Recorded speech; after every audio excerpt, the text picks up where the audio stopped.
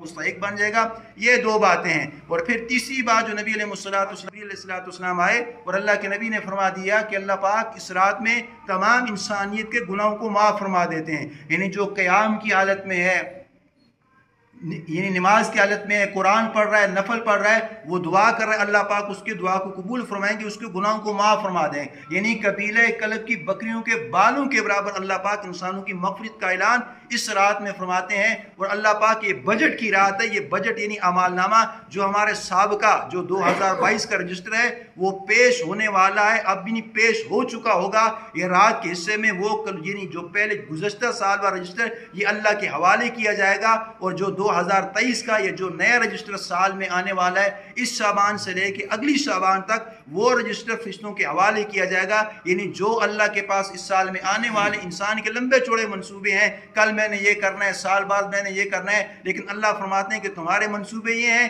لیکن ہمارا منصوبہ یہ ہے کہ تو 10 دن بعد میرے پاس واپس آنے والا ہے، تو 10 دن بعد قبرستان کی زینت بننے والا ہے. اس لیے کہ یہ اعمال نامہ بجٹ کی رات جو آج کی رات ہے، یہ نبی علیہ السلام نے فرمایا کہ انسان کی لمحہ فکری ہے کہ تاکہ تمہارے جب اعمال اللہ کے سامنے پیش کیے جائیں تو تمہارے اعمال اللہ کے سامنے بالکل صاف شفاف ہو. پھر اللہ کے محبوب نے فرمایا کہ اللہ پاک سب کے گناہوں کی مغفرت فرماتے ہیں، لیکن 7 اشخاص ایسے ہیں کہ اللہ پاک ان کو دیکھنا بھی گوارا نہیں کرتا. یعنی ان کی طرف جو اپنی نظر رحمت ہے وہ ان کو دیکھنا بھی گوارا نہیں کرتی. تو صحابہ نے فرمایا یا رسول اللہ بکریوں کے بالوں کے برابر اللہ سب کے گناہوں کو معاف فرماتا ہے.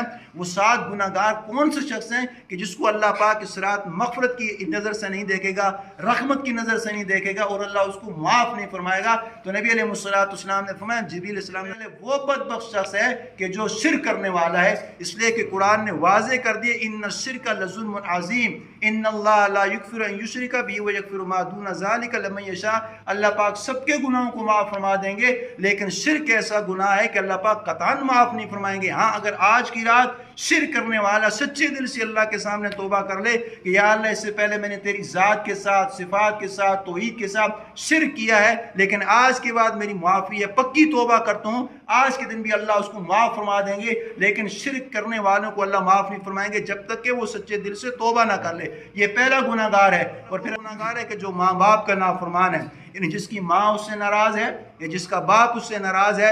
اگر ماں ناراض ہے، باپ ناراض ہے، رب کو راضی کر رہا ہے، اللہ فرماتے ہیں کہ میں آج کے دن اس کو بھی معاف کروں. پر نبی علیہ السلام نے فرمایا المختکر، مختکر کا مطلب ہے کہ تکبر کرنے والا. یعنی جو تکبر کرنے والے، ہر بندے کو پتہ ہے کوئی کپڑا پہن کے تکبر کر رہا ہے، کوئی لباس پہن کے تکبر کر رہا ہے، کوئی بوٹ پہن کے تکبر کر رہا ہے، کوئی اپنے آپ کو اونچا سمجھ کے تکبر کر رہا ہے. تو نبی علیہ السلام نے فرمایا کہ جس نیز میں اپنے آپ کو تکبر کے لبادے میں لپیٹا ہوا ہے، اللہ کے نبی نے فرمایا کہ اللہ پاک اس رات میں اس کے گناہوں کو بھی معاف نہیں فرمائیں گے جب تک کہ وہ سچے دل سے توبہ استغفار. علیہ السلام نے فرمایا ما اسفل من القعبین من الازار فی النار، کہ یہ جو تمہارا ٹخنا ہے، یہ جو ٹخنا ہے، ہم بڑے شوق سے اپنے جو شلوار ہے ٹخنے کے اوپر رکھتے ہیں. تو نبی علیہ السلام نے فرمایا کہ جس کا یہ ٹخنا ننگا نہ ہوا اور اس کا پاجامہ ٹخنے کے اوپر ہوا تو اللہ کے محبوب کی واضح حدیث ما اسفل من القعبین من الازار فی النار، کہ جو پاجامہ تمہارے ٹخنے کے اوپر ہو گیا، من الازار یعنی آزار کا مطلب ہے یہ جو تمہارا پاجامہ ہے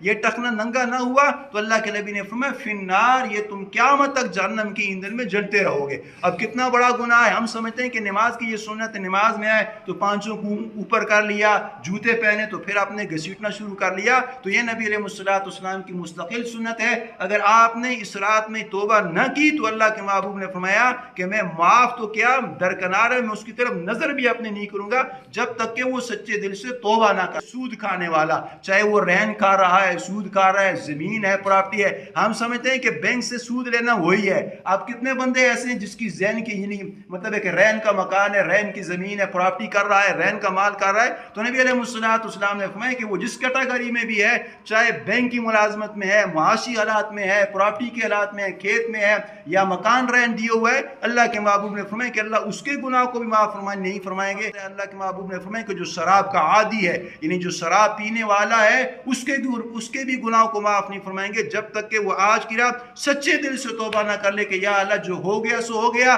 آج کے دن میں پکی توبہ کرتا ہوں۔ تو اللہ کے محبوب نے فرمایا کہ اللہ اس کے گناہوں کو معاف فرما دیں گے۔ تو اللہ سے یہ دعا ہے کہ اللہ تعالیٰ ہمیں ایسی رات کو عبادت کرنے کی توفیق عطا فرمائے جو نبی علیہ السلام نے بتائی، جو صحابہ نے کر کے بتائی، تو یہ ہماری نجات کے لیے کافی ہے۔ اور اس کے لیے کوئی ضرور نہیں ہے کہ رات کو مستقل بڑی عبادت کر لی۔ اگر 2 نفل بھی آپ نے خشوع خضوع سے اخلاص سے پڑھ لیے تو یہ ہمارے لیے چٹان کے برابر ہوگا۔ لیکن جس میں ریا ہو، دکھلاوا ہو، جو سنت کی پاسداری نہ ہو، اپنی طرف سے اگر کوئی انسان اعمال کر رہا ہے جو نبی علیہ السلام کی منشا کے مطابق نہیں ہے، تو کل قیامت کے دن فَلَا نُقِيمَ لَهُمْ يَوْمَ الْقِيَامَةِ وَزْنًا، اس کا وزن نہیں کیا جائے گا، وزن اسی اعمال کا کیا جائے گا جس میں نبی علیہ السلام کی اتباع ہوگی۔